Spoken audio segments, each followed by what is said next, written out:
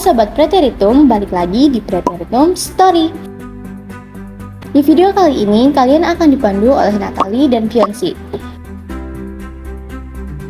Kalau ngomongin soal sejarah, emang gak ada habisnya ya. Ada yang tahu nggak kita mau bahas apa hari ini? Sebelum kita masuk ke pembahasan kita kali ini, yuk kita ingat sekali lagi tentang abad pertengahan.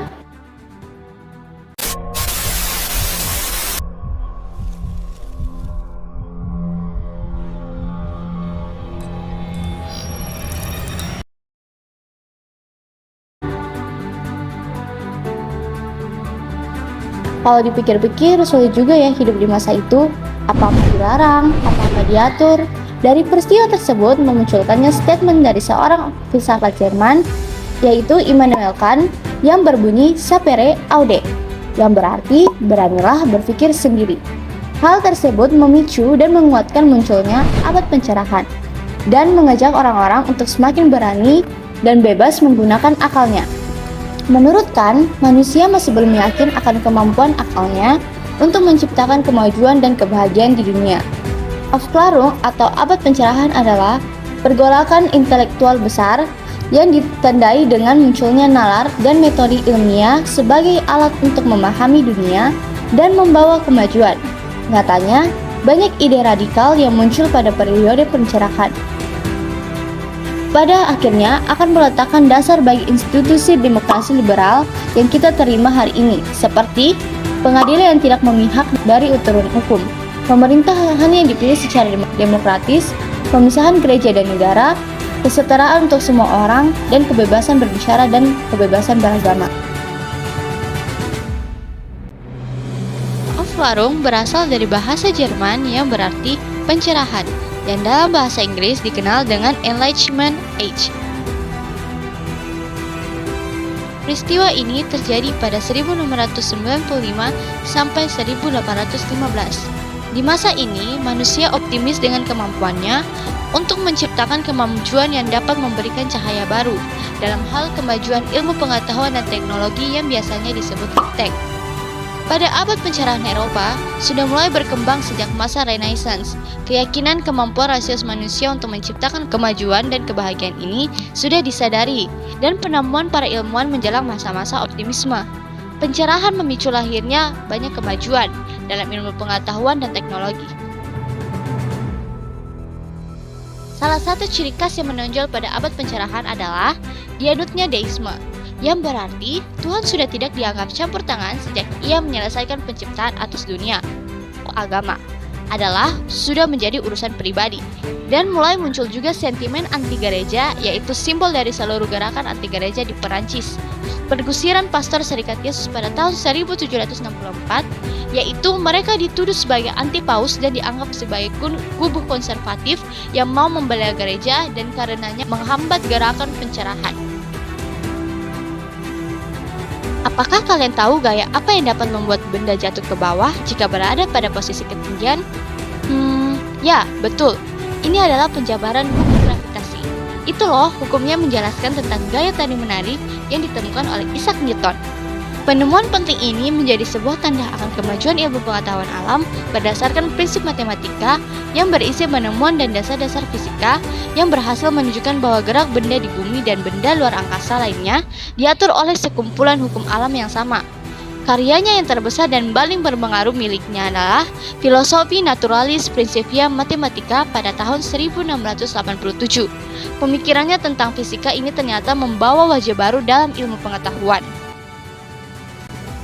Apakah kalian tahu bahwa keberadaan abad pencerahan membawa dampak bagi kehidupan kita? Jawabannya adalah tentu saja. Abad pencerahan membawa perubahan signifikan terutama dalam pemikiran filosofis, politik, dan ilmu pengetahuan dan teknologi iptek, dan masih banyak aspek lainnya lagi. Dari pemikiran Immanuel Kant, sapere aude yaitu sapere artinya berpikir atau mengerti dan aude artinya berani. Sehingga kata sapere aude diartikan sebagai berani berpikir. Secara luas, sapere aude berarti beranilah untuk mengetahui atau menjadi pandai, sehingga semakin memunculkan banyaknya ilmuwan dan menghasilkan penemuan baru. Kedua, daripada abad pencerahan, orang tidak lagi dibatasi dalam hal pemikiran dan agama, tidak lagi menjadi patokannya, sehingga perkembangan iptek sudah maju, seperti ditemukannya penemuan mesin-mesin seperti ditemukannya mesin cetak yang secara tidak langsung dapat membantu dalam hal produksi barang dan membawa lapangan kerja pada masa itu. Gereja tidak lagi memiliki kekuasaan untuk memaksakan kehendaknya kepada masyarakat Eropa. Otoritas gereja tidak lagi dipercaya.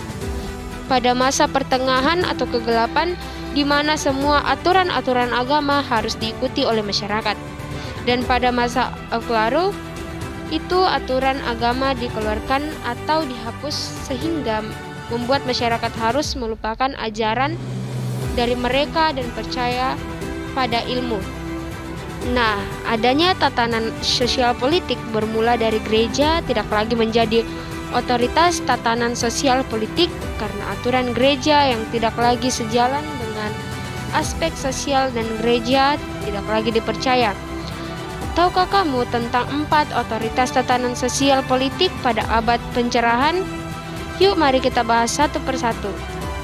Aufklärung, rasionalisme, empirisme, relativisme, dan skeptisisme. Kalian tahu nggak apa itu rasionalisme? Rasionalisme adalah pemikiran berdasar fakta diimbangi dengan pemikiran yang masuk akal dan pikiran yang sehat. Sedangkan empirisme sendiri itu adalah satu ilmu yang menyatakan semua pengetahuan berasal dari pengalaman manusia. Relativisme merupakan filsafat yang menganggap ilmu pengetahuan, kebenaran, dan moralitas dalam kaitannya dengan budaya, masyarakat, maupun konteks sejarah tidak bersifat mutlak. Dan skeptisisme adalah ketidakpercayaan atau keraguan seorang tentang sesuatu yang belum tentu kebenarannya. Dan dampak terakhir dari abad pencerahan ialah menghasilkan beberapa filsafat seperti filsuf asal Jerman Immanuel Kant yang mengajak orang-orang untuk semakin berani dan bebas menggunakan akalnya. Dan ilmuwan Isaac Newton pada tahun 1687 merupakan pelopor dasar terjadinya Aufklärung. Dengan karyanya yang berjudul Philosophia Naturalis Principia Mathematica, ilmu pengetahuan alam berdasarkan prinsip matematis telah berpengaruh dalam berkembangnya ilmu pengetahuan. Nah, dari abad pencerahan ini memunculkan peristiwa besar-besaran yang akan dibahas di video selanjutnya.